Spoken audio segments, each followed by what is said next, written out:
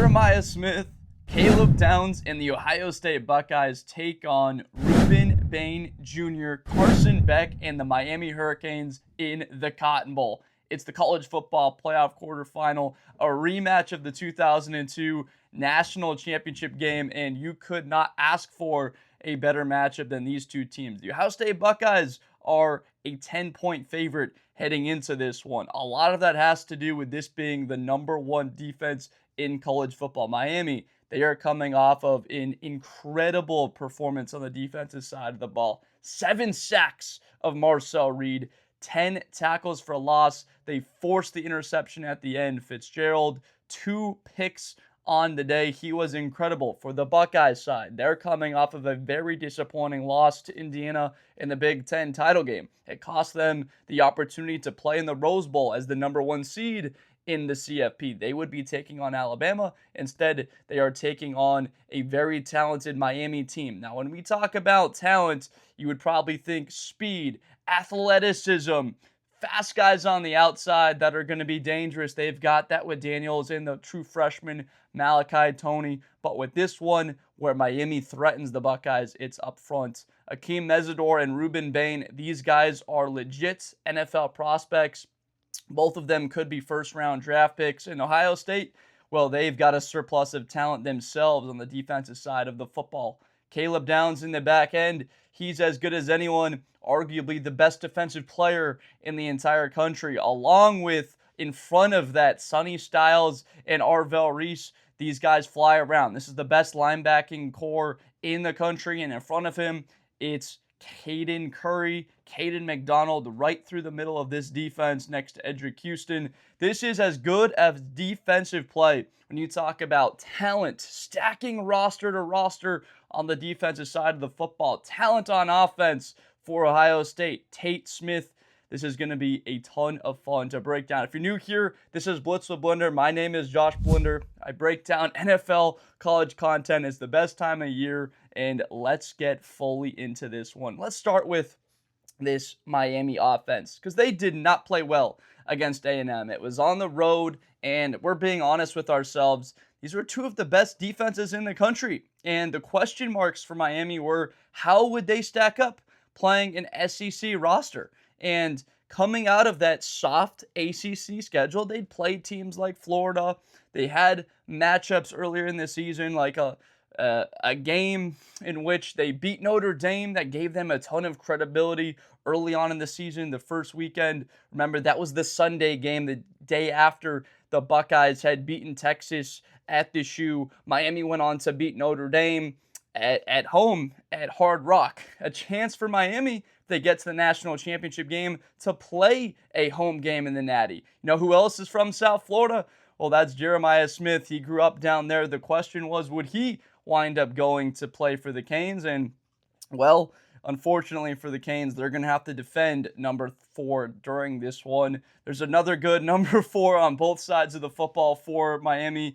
Reuben Bain Jr., he is a critical part of this Miami team if they're going to pull off this big upset in the Cotton Bowl, as well as Mark Fletcher Jr. He was their best offensive player by far in the game on the road at Kyle Field, an integral part of them moving the ball down the field to set up the game-winning touchdown to Malachi Toney. So this offense for Miami, clearly for them to want to have a chance, they will need to try and run the football in the middle, straight up the middle, finding a way to get yards against Kayden McDonald and Edric Houston. It's a lot easier said than done than against these two. More likely than not, Kayden McDonald's a first-round pick. Not just good in stuffing the run, but also he's quick enough to shed blocks and get after the quarterback. He's a guy that can get sacks. And then you have the rangy, athletic linebackers behind him. A guy in Sonny, Styles, that exploded on the scene in the CFP a year ago next to Cody Simon, getting after the quarterback, a bunch of sacks, hasn't really had the responsibilities to rush the passer this year. A lot of those responsibilities have fallen to his running mate, Arvell Reese, back there, who might be the first defensive player taken in this draft. It's possible that the first 3 defensive players taken in the 2026 NFL Draft are in this game. Arvell Reese, Reuben Bain Jr., and Caleb Downs. Now, Miami, If they can't run the ball up the middle, then they're going to do exactly what they've done the entire season. And against A&M, it's try and get something going on the edge. They tried it earlier in the game, outside run, quick screen passes to Toney to try and get the ball into the hands of their speedster, one of the more dynamic players in the country. He had the big punt return, and it just wasn't working. Guys like Tyrion York, Damian Sanford, the speed, the athleticism of that A&M defense pops off the film. And really, if you're a Buckeye fan, you're like, wow, I feel like matching up against this team that we have the same exact caliber athletes, probably just as good, if not better than A&M, specifically at the linebacking core. Remember, York is a great player. Is he better than Styles or Arvell Reese? Probably not. And he's probably going to be a day 2 pick coming up in a near future draft. So it's gonna come down to 3rd and long, Carson Beck down the field. And unfortunately for A&M, they weren't in a position this game to capitalize on opportunities when Miami had 3rd and long, because Miami wound up punting. They missed a couple of field goals, and A&M couldn't capitalize. And frankly, at the end of that game, it might have been a mistake from Toney to score that touchdown, gives him the lead, but there was a 1:45 on that clock. If he just goes out of bounds, goes down at the 1, they can bleed it to the end. But when you think about Carter Davis, his missed 3 field goals probably did not want that one coming down to a field goal. This is a really good offensive line. Maui Noah, he might be a top 5 pick. There's the potential to see 4 or 5 players from this game, as well as we spoke about the 3 potential first 5 guys taken. Carnell Tate could be a top 10 pick. Maui Noah might be the best offensive lineman in this upcoming draft. So there's talent littered here. I'm not going to hear the talk that Ohio State simply just out-rosters Miami, because that would be people talking about a Miami team that don't know this roster to their core.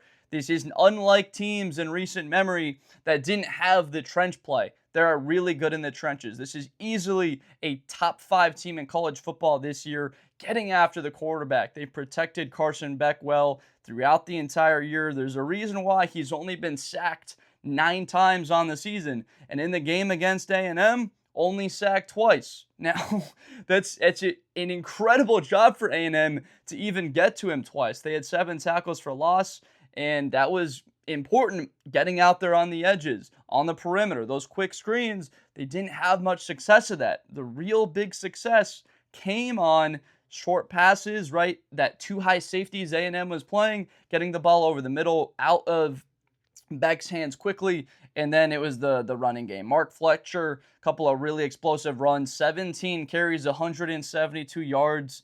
A real sad story with his dad passing away during last season. They showed his mother in the stands a couple of times.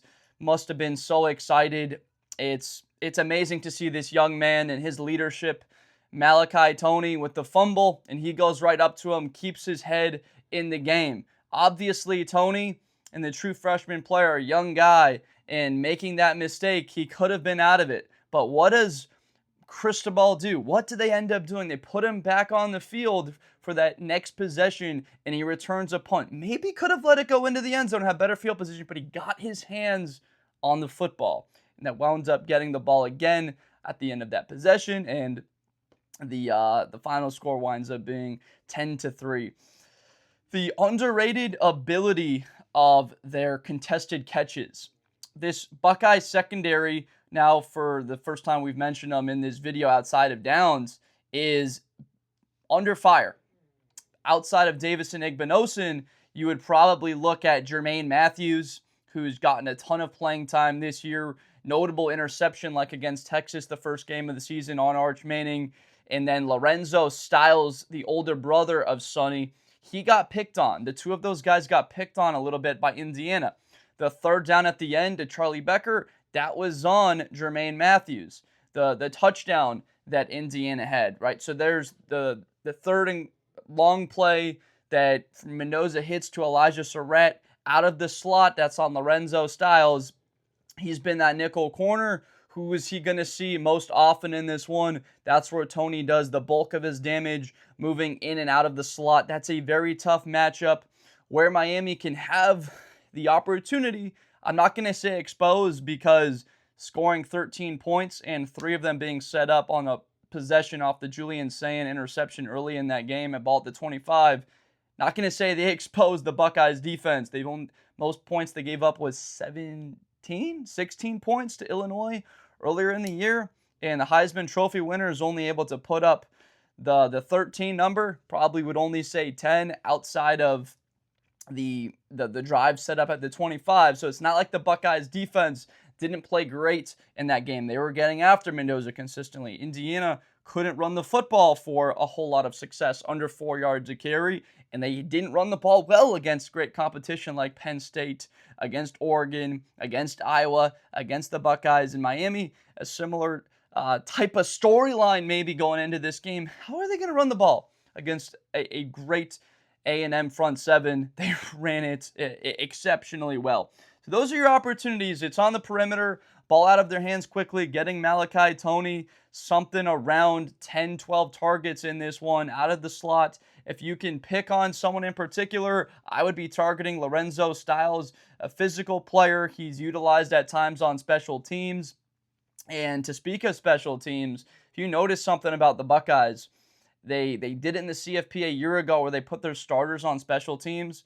These are some of the best athletes in the sport. And they put Sonny Styles, they put Arvell Reese, Caleb Downs. They're on the field on special teams in case there's some trickery. A&M tried to fake and it didn't work out for them.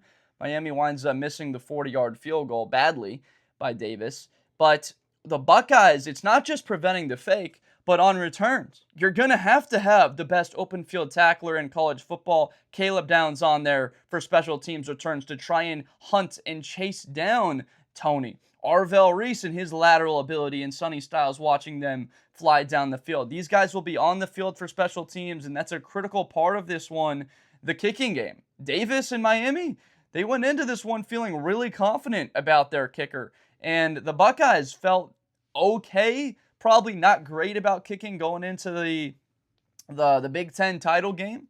Jaden Fielding had missed the 2 field goals against Michigan, but came up big in the college football playoff a year ago. Had like a 47-yard field goal he made against Oregon in the Rose Bowl. He sealed the game to make an 11-point game, 2 scores against Notre Dame after the 3rd and 11 Jeremiah Smith play. But then he misses the chip shot 27-yarder to give the Buckeyes, to put the game at a tie score at 13 apiece. So now the questions into this one about the kicking game, it is in a dome, similar to Lucas Oil Stadium. The Ohio State squad played at the Cotton Bowl in Arlington. They played in Jerry World, AT&T Stadium a season ago. Didn't attempt any field goals. They had a long touchdown to Henderson, the first drive of the game, a touchdown in that one, a long drive, needed a 4th and 2 from Will Howard, pick up with his legs, and I believe Quinshon Judkins put it in. And then the Jack Sawyer run into the end zone for a touchdown. So not a big emphasis on special teams in the playoff a season ago. For Miami, you can't really fully say a word like house money, but when you're going up against the defending national champions and they're 10-point underdogs, play your style. There's no reason not to be aggressive and to take shots downfield. The game against A&M, it was obvious that whichever quarterback would make more mistakes was going to be the quarterback of the losing team. And Carson Beck, how many throws did he have in those windy, difficult conditions where it was like, oh, that's ill-advised. Man, that's a bad decision. He shouldn't have thrown that. In charting the game, I didn't have a single throw from Beck that was like, oh, man, that's a horrible decision. Now, he had some bad throws. The overthrow to Josiah Trader, he was a teammate of Jeremiah Smith at Chaminade Madonna. Those guys went in championships together in high school, but he missed him badly on an overthrow. That should have been a walk-in touchdown, and he misses him. The win clearly impacts that. For Ohio State, that's been a strength this year. The most recent deep ball would be the one where Jeremiah Smith's lined up single coverage with D'Angelo Pons. This size advantage builds up a head of steam, wide open, and Sayin puts air on it. If that one's out in front of Smith, he catches it and walks in for a touchdown. But because that deep ball has been preached from Hartline, been preached from Chip Kelly, been preached from Ryan Day.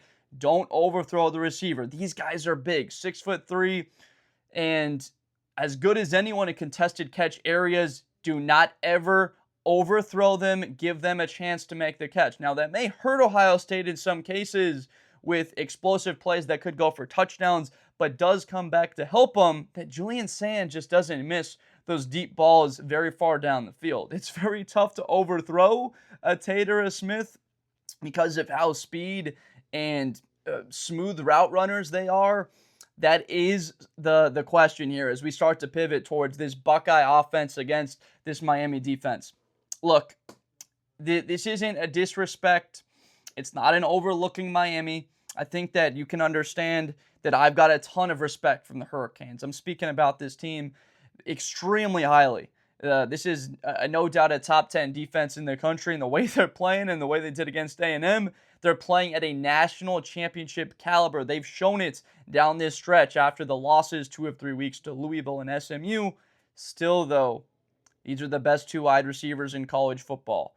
Every snap that there is single coverage to Smith and Tate, there is an extreme talent advantage on the perimeter, on the outside. And it was egregious that whoever it was, whether it was Day or Hartline, to take off a Smith or a Tate inside the 10-yard line, inside the red zone, to take off either of those guys. And I equate this to imagine you're a team playing the Detroit Lions and they take Amon-Ra St. Brown off the field. Or you're playing the Rams and Puka Nacua, who was for 225 against Seattle.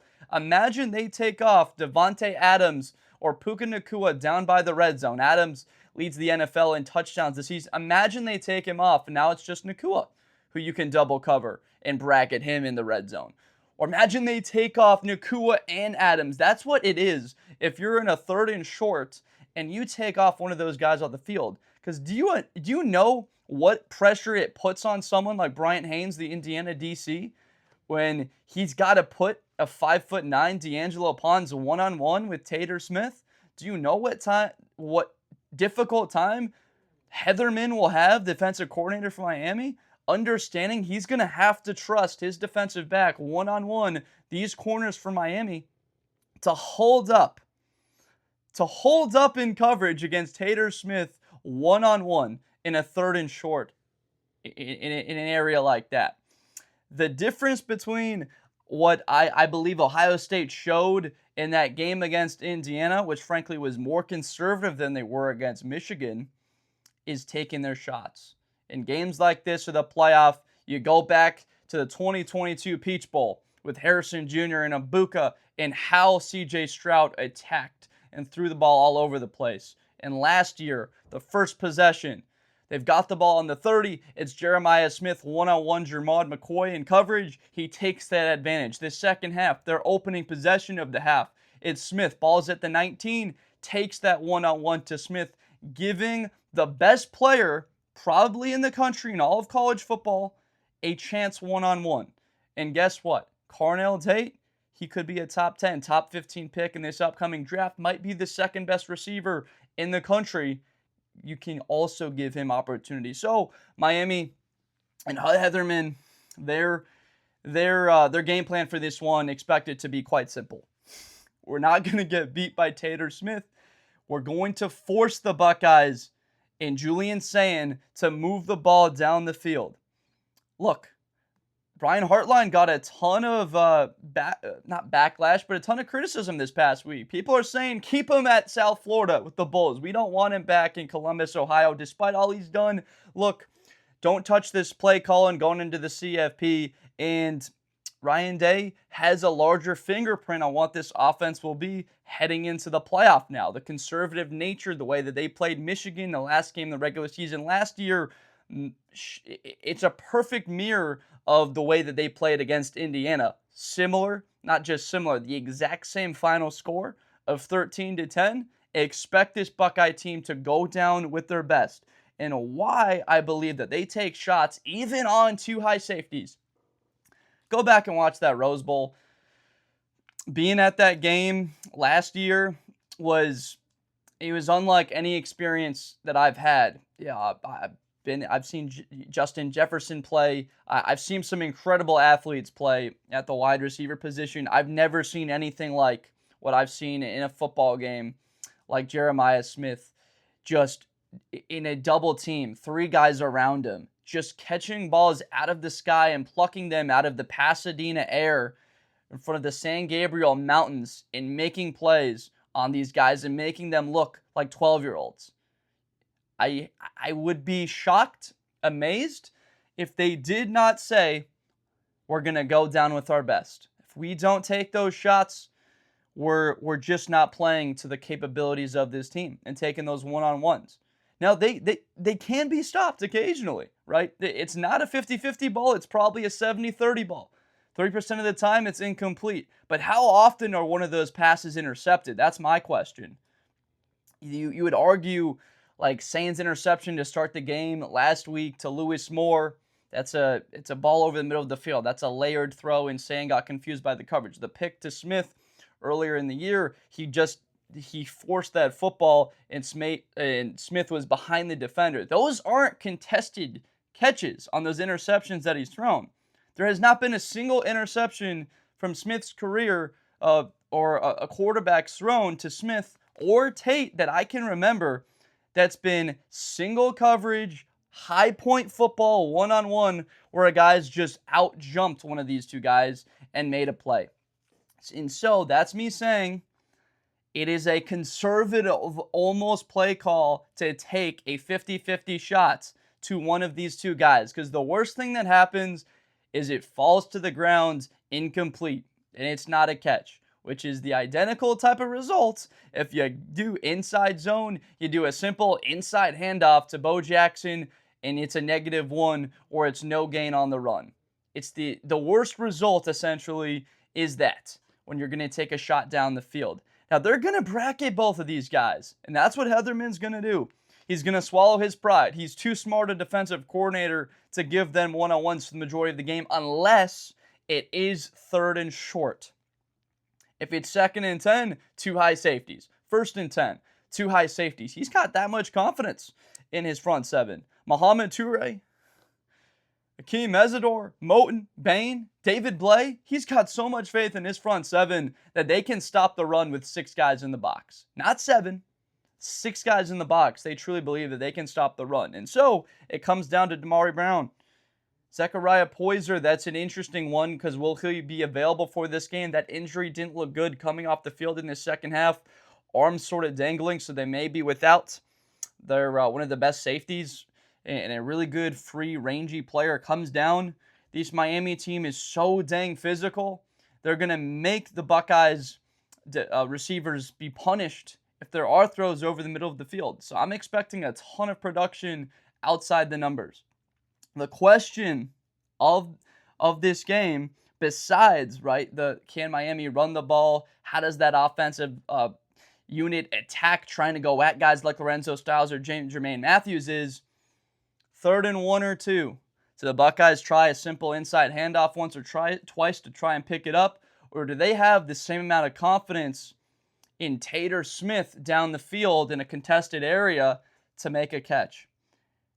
And I'll say this, I think that there is a higher likelihood against this Miami front 7 to have a bomb contested catch down the field to Tater Smith than it is simply running it up the football when you're going to try and run the ball on 7-8 guys up front. And so this game could come down to a couple key and critical aggressive calls.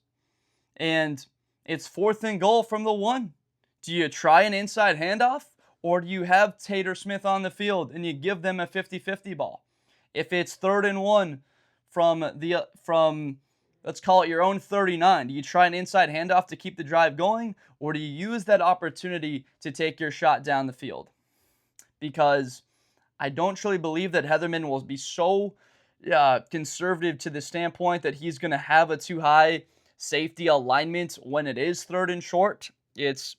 it's just too much. It's too tough a task to assign your defenders when it's third and short to really stop them from getting a yard, maybe 2 yards when they're spread out like that. And so this is fascinating for guys like me or you probably watching this. This is as good as it gets when you're looking at the questions, the line of scrimmage battle, this Miami extreme advantage, especially particularly on the right side. Ohio State is not rolling out with Cristobal. It's going to be Van Sickle at right guard. That right side of the offensive line has struggled this year. There were a lot of people confident that Oniana would come in out of Rice and be the right tackle, and it's been Phillip Daniels this season. And he's had moments where there's been struggles. Carson Hinsman, he's been great. Left tackle Austin Serveld, he's been very good.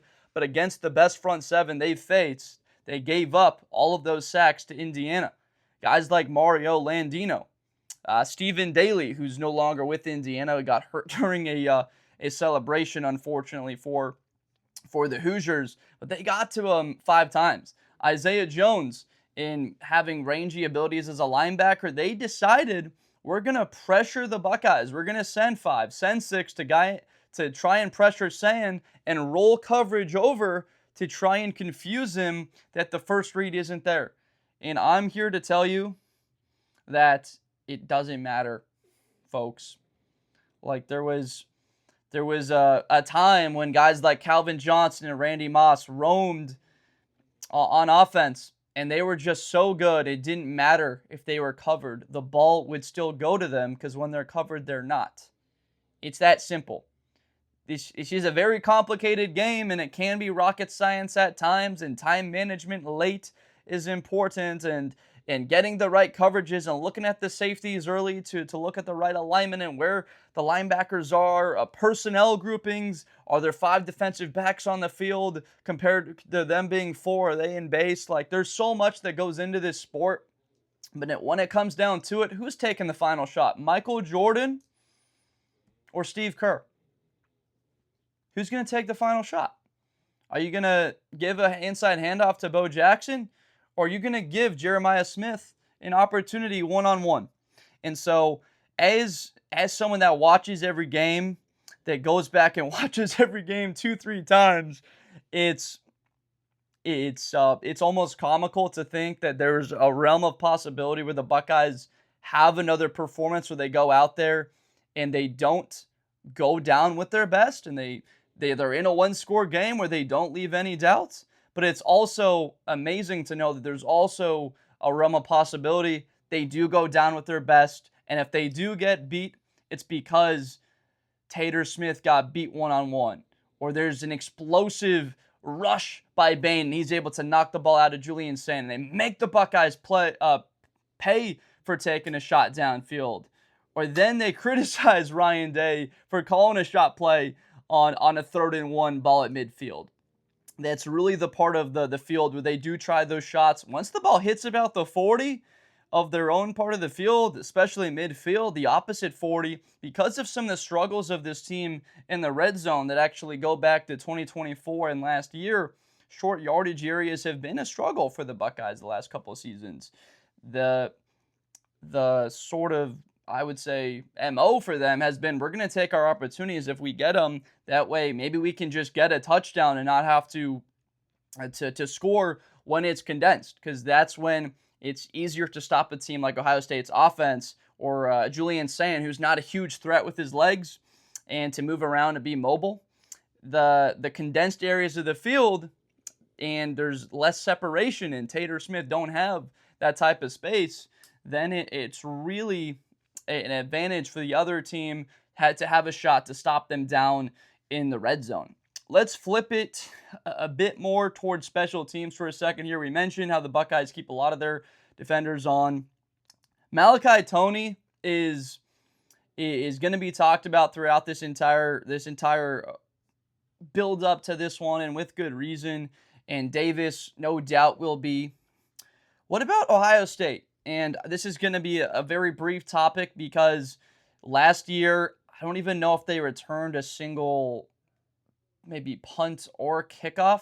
Every single one was fair caught. It was like a a message from Day to Abuka with returns that, like, all right, you're just not returning kickoffs. Innis, you're just not returning punts. We're going to fair catch everything and have the ball where it is. We're not going to risk a fumble. We just believe we've got that advantage. That's something that I would be a little bit wary of in this one. If you remember, Caleb Downs muffed a punt return against Tennessee. I want to say the score was like 14-0 in Columbus, and he got a chance to return a punt, muffed it, wound up jumping back on the football, but there were some conversations that he might be a punt return this year. That hasn't really materialized. Jeremiah Smith, same talks about him. That hasn't happened.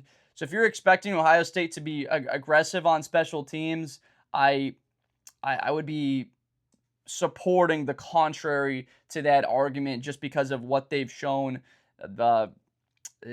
last year in the CFP and frankly a little bit throughout the tail end of this season. The trench play is something where we're going to dig a little bit further into right now.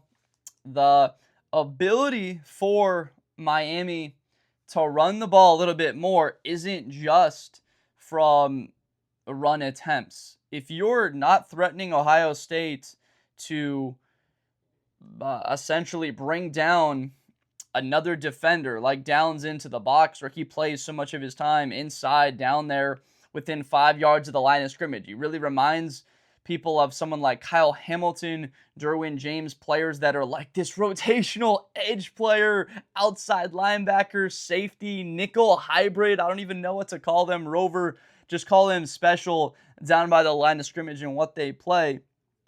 You have to identify if you're Beck him before every snap because of the way that he can just take away the run or a certain player.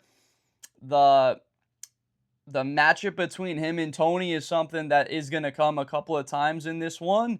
And I would imagine that Ohio State tries to get aggressive, putting in their best defender against Miami's best offensive weapon.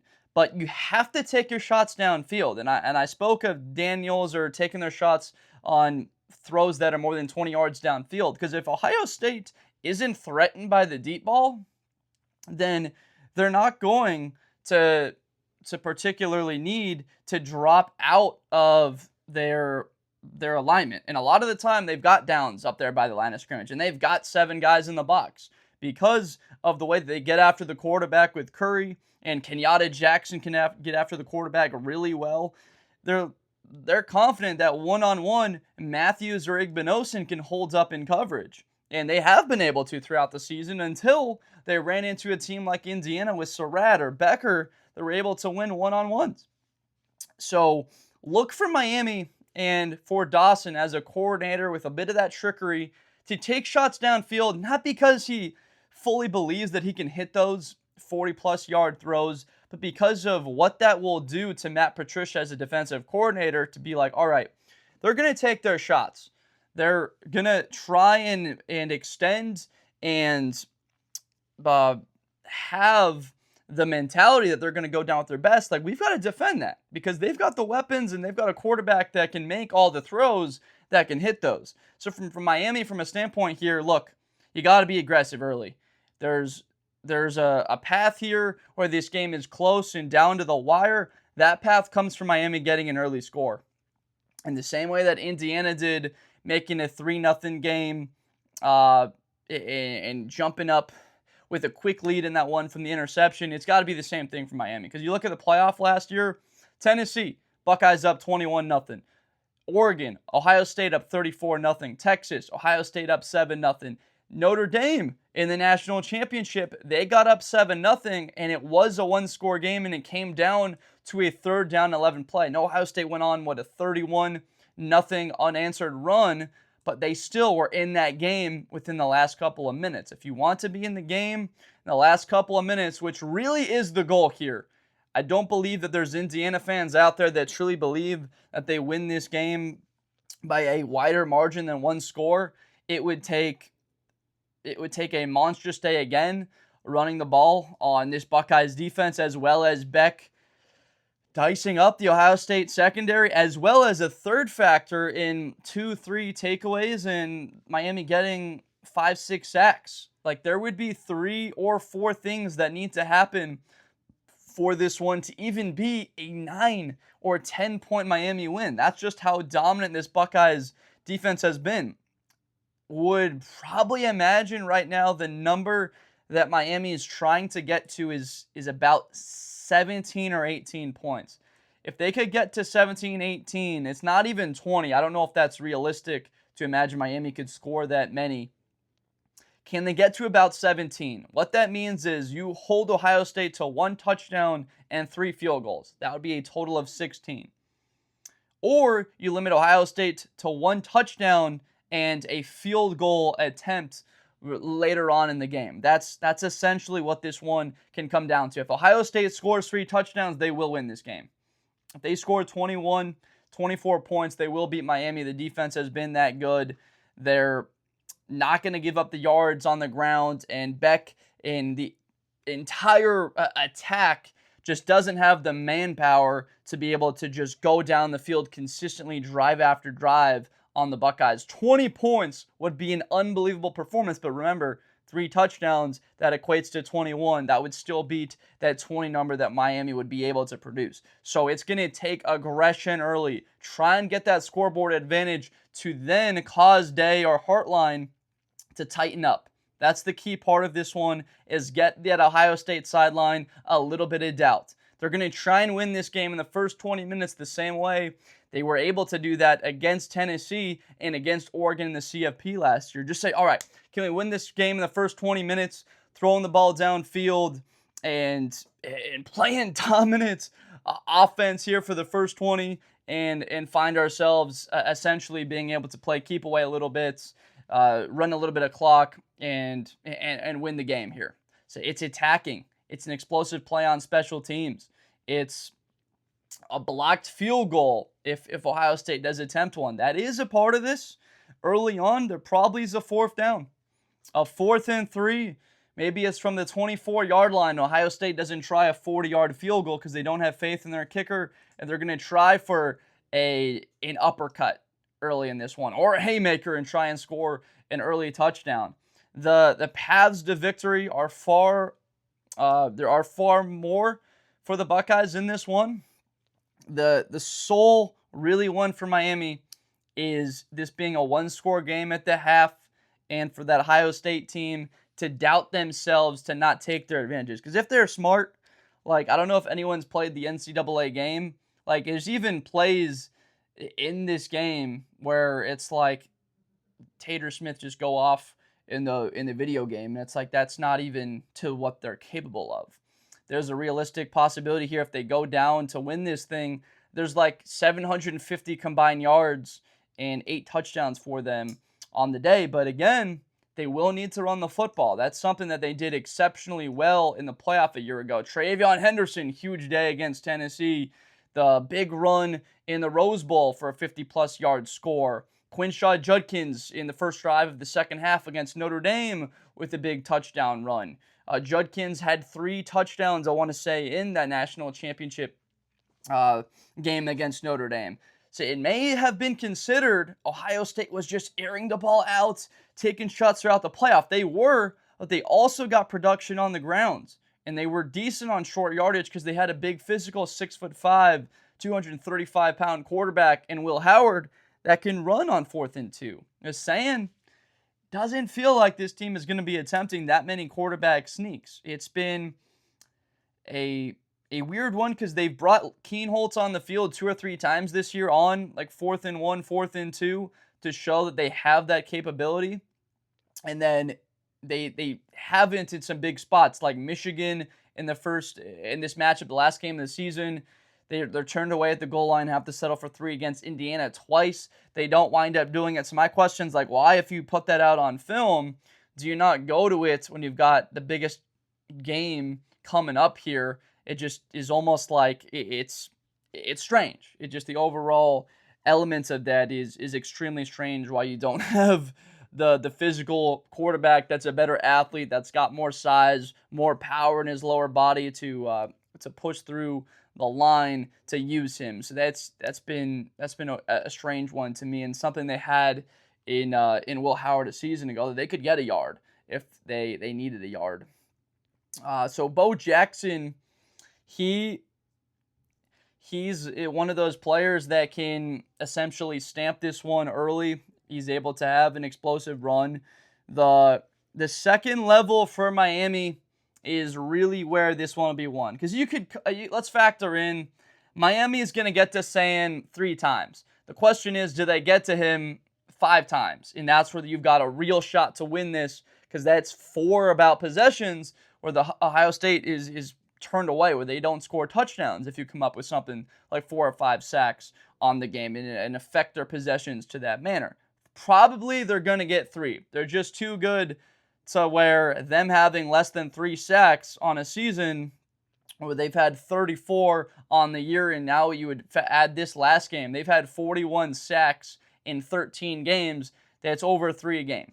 And so that number of 3 is relatively conservative for Ohio State's total on the year. You'd probably factor in about 2 or 3. You'd be pretty confident for them getting to that margin. They've had 33 in 13 games. Remember, they ramped up the pressure. They got to the quarterback really well.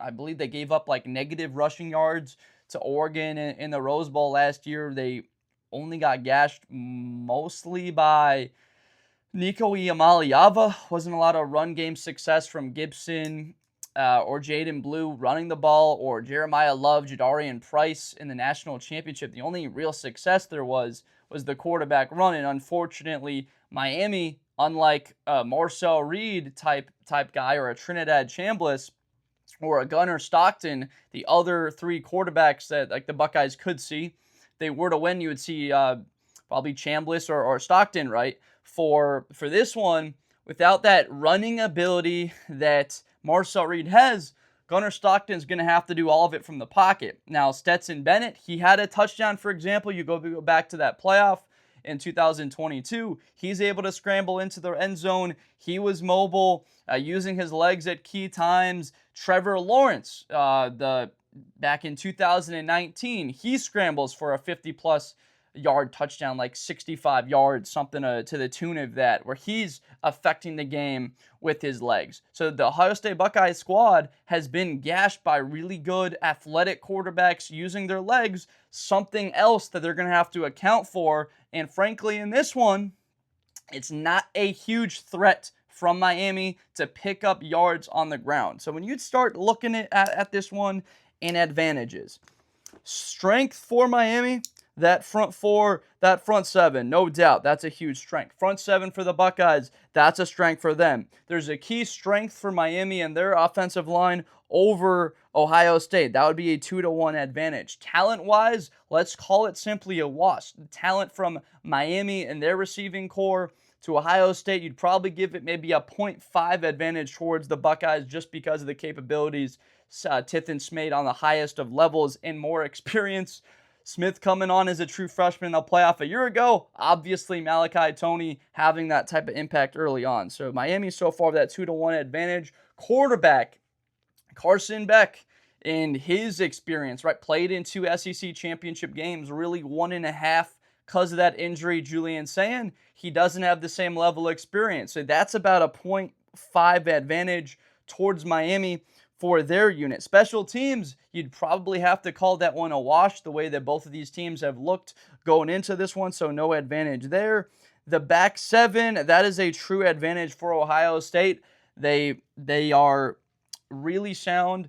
The ability for this team to not give up the explosives, to have faith that their pressure is going to get there in the first 2-7-5, that helps their back end the same way it does for Miami. But I hate to be this guy, but they don't have a Caleb Downs, and Ohio State has a Caleb Downs, and simply that advantage in and of itself, having an X factor in that margin, evens this one up. So from that standpoint, and we look at some of the key areas, and you're going to hear differently throughout the week, Ohio State out-rosters them. The Buckeyes have better players everywhere. It's frankly not true, but at key levels, they have, for example, a Caleb Downs and Miami doesn't. They might have a Reuben Bain, a top 5 pick in the draft, or a Mesidor, another first-rounder. Ohio State's got a Reese, or they've got a Caden Curry, a Sonny Styles to equate that. The Buckeyes, Smith versus Toney, but they've also got that Tate versus CJ Daniels advantage. So as we go by personnel, that winds up being an advantage for Ohio State with a couple of those key positions, like having an extra wide receiver. It's not extra, but an advantage between Tate versus CJ Daniels. I believe that one advantage equates to about a touchdown.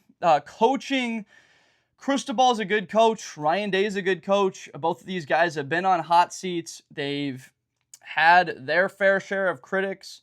It was an interesting recent announcement that there's a poll, and Ryan Day didn't have any votes for being one of the best coaches in the college football playoff. I don't know if he cares about anything like that, but again, when he's going to be aggressive and you know it's coming, I almost put that to a 0.5 an advantage, and I'm starting to agree that the advantage total here is equating to about 10, about 13 points for Ohio State in what can be a win for them. Now, you might be like, I don't understand. You were just talking about the equation of these rosters. Miami's roster is very good. The Buckeyes are elite, though, in those key areas. The experience from Beck is huge, but also there's another reason that I haven't mentioned quite yet is he's also got the experience of not playing well. And having the experience of not playing well means that he doesn't have full confidence into this game. Carson Beck was 14-20 for 100 yards against A&M. 70% completion, he did what he needed to do. That is not going to fly to beat the Buckeyes this season. 3rd and long came. They got it. Surratt, touchdown back shoulder. The deep ball down the field, Charlie Becker in the second half, that led to that touchdown on that drive in the second half. That's one. The Charlie Becker 3rd down throw. Those are all big-time, high-level throws. And Beck's going to need 3 or 4 of those on this game. And he did not have, maybe he might have had 1, trying to believe. But the biggest thing for me was seeing him come into this team and his ability to throw the ball down the field, especially between the numbers and the intermediate parts of the field, 15 to 20 yards from the line of scrimmage. And that's just not been the strength that I thought it was. He's turned the ball over a ton this year. So I'm going to give a full another advantage in the sense of a 0.5. Although the experience is better for Beck, he's had far more starts. A 5th-year quarterback and Sayin being a redshirt freshman, because of the up and down roller coaster type nature that Beck has had. And I don't believe that I'm being disingenuous to the game or coming up with something or looking for things here. I'm looking at anything and everything in this game to try and find advantages. The advantage of the Buckeyes are their premier top-end talent. When you have it all said and done, they've got 5 or 6 guys that will be taken in the first 15 picks of the next 2 drafts combined. Miami's got about two of those guys coming out here now. But then, as well as the equation of that coaching and what the Buckeyes will do in this playoff, that's a half advantage.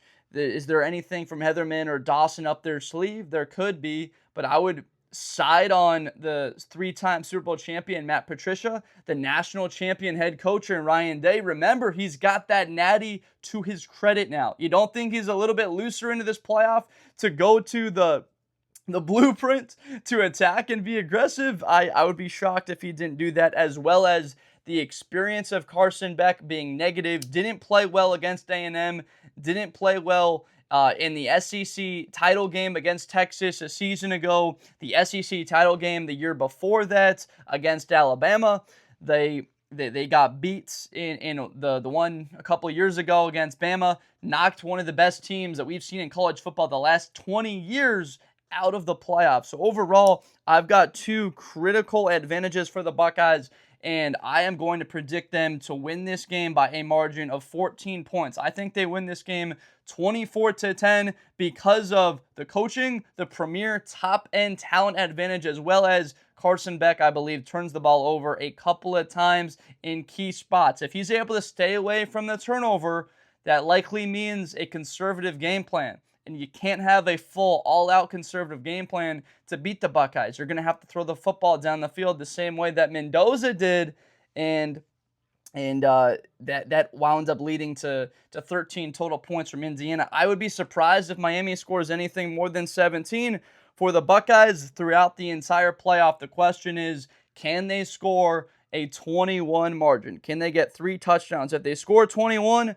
if they score 24, this team will be the national champions back-to-back once again, and they've got a lot of returning talent. How many guys that they'll have coming back? And a Heisman Trophy finalist in Sayin, probably a guy that will be right there, Heisman finalist, if not winning the Heisman Trophy in Smith.